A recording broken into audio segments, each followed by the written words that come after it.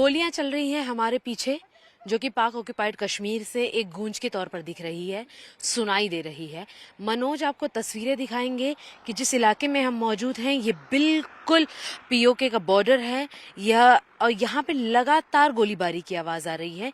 एक बार खामोशी से भी उन्हें सुनने की कोशिश करें तो यहाँ पर जो गूंज है वो गोलीबारी की है।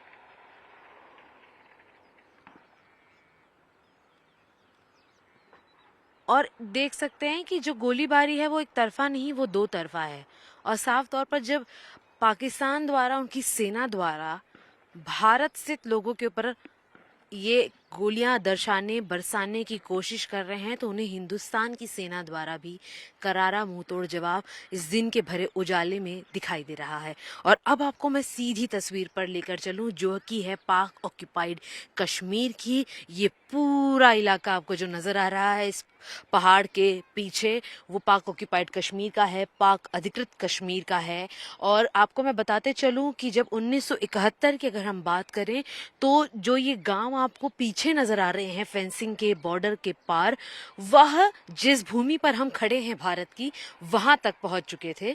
और इन्हें फिर से भारतीय सेना ने करारा जवाब दिया, इन्हें सबक सिखाया और इन्हें पीछे ढकेला इनकी उस भूमि पर जो कि अभी भी एक बहुत बड़ी उलझन के तौर पर दोनों देशों के बीच है।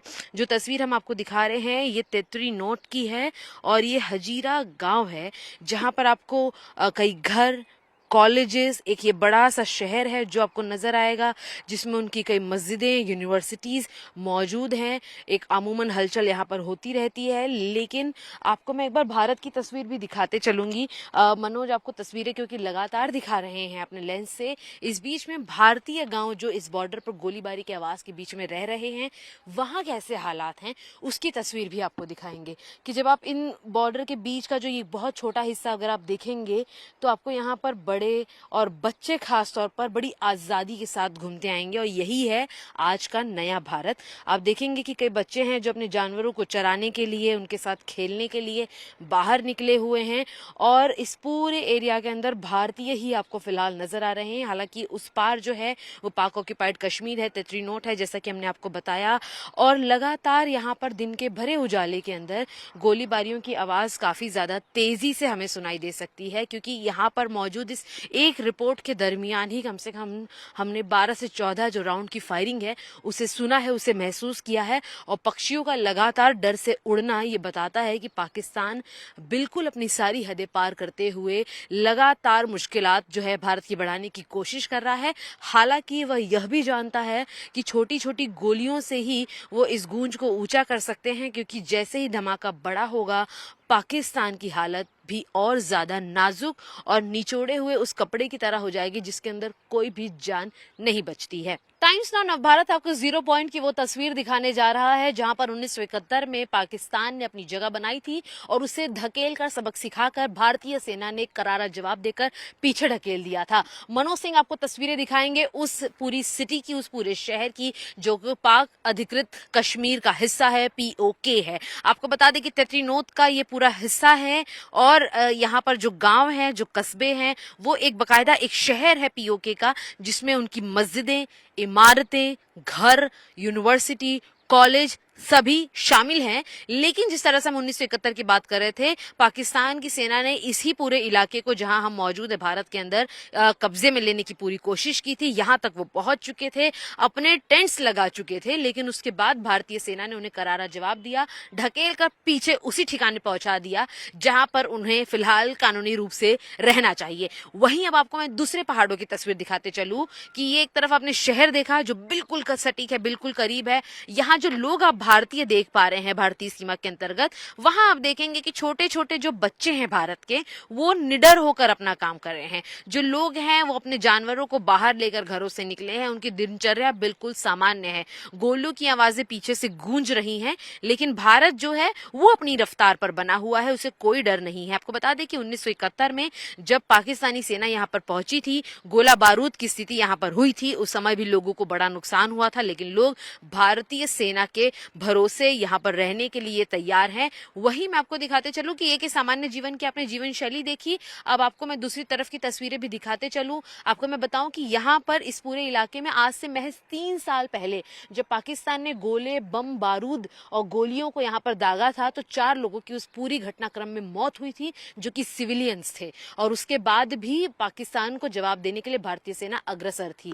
वहीं दूसरी तरफ की तस्वीर आप देखेंगे उन पहाड़ों की जो कि पाक ऑक्युपाइड कश्मीर के अंतर्गत आते हैं। आपको मैं दिखाते चलूं तस्वीरों के जरिए, ये पहला पहाड़ भारतीय का है, उसके पीछे दूसरा पहाड़ भी भारत का है, लेकिन उसके पीछे जो तीसरे, चौथे और पांचवें, छठे आप पहाड़ देख पा रहे हैं ये पाक ऑक्युपाइड कश्मीर के अंतर्गत आते हैं। और वहीं से लगातार गोलियों की, स्मॉल आर्म्स की, हथियारों की जो गूंज है वो सुनाई दे रही है, उसे हम महसूस कर सकते हैं। भारत के एक आखिरी कोने जिसके पीछे से पीओके की शुरुआत होती है, वहां पर हम मौजूद हैं। भारतीयों की तैयारी आपको दिखाते हैं। ये एक घर है, बेहद सामान्य आपको नजर आएगा कि लोग यहाँ रहते हैं, अपना जीवन यापन करते हैं, लेकिन तैयारियां क्या हैं ये महत्वपूर्ण है, क्योंकि हर घर के पास एक बंकर है जो कई सालों से खाली है, सफाई नहीं हुई है, कोई उसमें एक्टिविटी नहीं है। अब उसे साफ सफाई करके मजबूत बनाया गया है। इसकी एक तस्वीर आपको मनोज सिंह दिखाते चलेंगे लगातार कि कैसे ये कम्युनिटी बंकर्स हैं, और मैं आपको यहाँ पर तस्वीरों के जरिए दिखाऊं कि तैयारियां क्या हैं। सबसे पहले यदि आप एक कोने को देखेंगे, इस कोने के अंदर आपको जो नजर आएगा वो है एक राशन पूरा तरीके से जो भरा हुआ है, पर्याप्त है। ये वो तैयारी है दिखाने के लिए कि जरूरत पड़ने में, इमरजेंसी में हर एक चीज मुहैया होनी चाहिए, मौजूद होनी चाहिए। अब हम जब अंदर जाते हैं धीरे धीरे तो आपको दिखाते चलो कि देखिए वेंटिलेशन का पूरा काम है, कुछ हो तो आपको पता चलेगा कि बाहर क्या हो रहा है वो भी आप देख सकते हैं। और इसके अलावा यहाँ पर 2 अहम बड़े कमरे बनाए गए हैं जिसमें इमरजेंसी के दरमियान जो है करीबन 50 से 60 लोग रह सकते हैं। और लेकिन अमूमन तौर पर अगर आप देखेंगे तो यहाँ पे जो तैयारियां हैं वो आप समझ पाएंगे कि पूरी की गई हैं बैठने उठने के लिए। वहीं एक और जो बड़ा कमरा है, जब हम बंकर के इस हिस्से में आते हैं आप देखेंगे कि यहाँ पर चारपाइयां लगाई गई हैं, पंखे लगाए गए हैं, कुर्सियां, मेज हैं, क्योंकि हर वर्ग, हर उम्र का बच्चा, बूढ़ा यहाँ पर रह सकता है। और इसी की तैयारी है जिन्हें साफ सफाई करके पूरी तरह से तैयार किया गया है, क्योंकि लगातार गोलियों की गूंज इस इलाके में गूंजती रहती है, शोर मचाती रहती है, शांति भंग करती रहती है पाकिस्तान द्वारा, जिसका जवाब भारतीय सेना जरूर दे रही है। लेकिन भारतीय जो बॉर्डर पे रहते हैं वो अपनी तैयारियों को कैसा पुख्ता और मजबूत कर रहे हैं, इसकी एक झलक हमने आपको इस बंकर से दिखाई है। और मैं आपको तस्वीरों के जरिए ही दिखाते चलूं कि ये पूरा इलाका आपने देखा कमरों से बना हुआ है, यहाँ पर राशन भरा गया है, साफ तौर पर तैयारी है रसोई की, खाने पीने की। अगर इलेक्ट्रिसिटी है तो उसके अंदर भी वो गर्मी से भी निजात पाते हुए रह सकते हैं। ये सारी तैयारियां यहाँ पर आपने देखी तस्वीरों के जरिए। जो यहाँ के रहवासी हैं इनसे हम बातचीत करेंगे। पवन जी इनका नाम है, हमने अभी बातचीत की थी इनसे। पवन जी, अब ये बताइए कि आप जो पूरे बंकर तैयार कर रखे हैं, साफ सफाई कर रखी है, इतने साल तक गोलीबारी तो नहीं चल रही थी, अब कैसे हाल है? उन ठीक है, जो गोलीबारी चली तो मोर्चे में बैठ जाओ। अच्छा, हाँ। अभी इसको साफ किया है, पहले ऐसी जरूरत नहीं पड़ती थी? नहीं नहीं, पहले जरूरत ही नहीं पड़ी। अच्छा उन जरूरत बड़ी साफ सफाई की थी। अच्छा। आहो। दिन भर गोलीबारी चलती रहती है, ऐसे आवाजें आती हैं? आहो, यहाँ पर गोले आते हैं। गोलियां आती हैं? आहो। अच्छा ये डोंगे में इधर। अच्छा, आहो। इस तरफ हाँ। नुकसान भी हुआ है लोगों को? नहीं नहीं, नुकसान नहीं है। नुकसान ना नहीं, ना लेकिन ना। गोलियां आती हैं। 2002 अच्छा, 2002 ही चीज़ एक है, सेकंड। सही हाँ नहीं जी, चला। आपका नाम क्या है जी?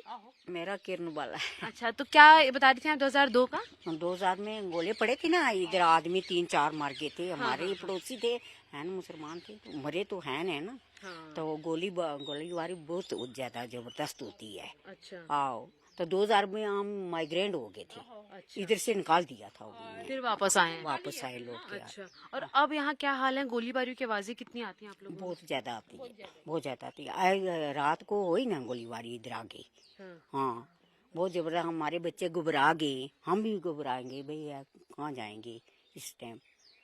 हाँ।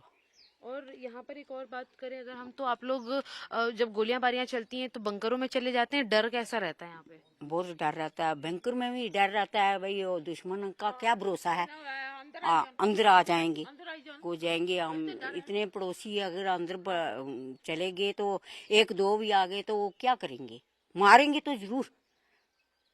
देखिए, ये एक बहुत बड़ी बात इन्होंने बताई कि पहले भी यहाँ जगह का इतिहास रह चुका है। उनका कहना है कि जिस भी समुदाय से लोग मारे गए हों, लेकिन वो इनके अपने थे, इनके पड़ोसी थे जो मारे गए। और अभी भी जब गोलियों की आवाजें दिन भर गूंजती हैं तो जो घर के लोग हैं, बच्चे हैं, वो घबरा जाते हैं, घबरा कर इन्हीं बंकरों के अंदर भीतर छुपते हैं, अपने बचाव करने की कोशिश करते हैं। हालांकि डर ये है कि जो दुश्मन है वो कभी भी इन पर वार कर सकता है, तब ये क्या करेंगे, इसकी चिंता भी लोगों द्वारा जाहिर की जा रही है।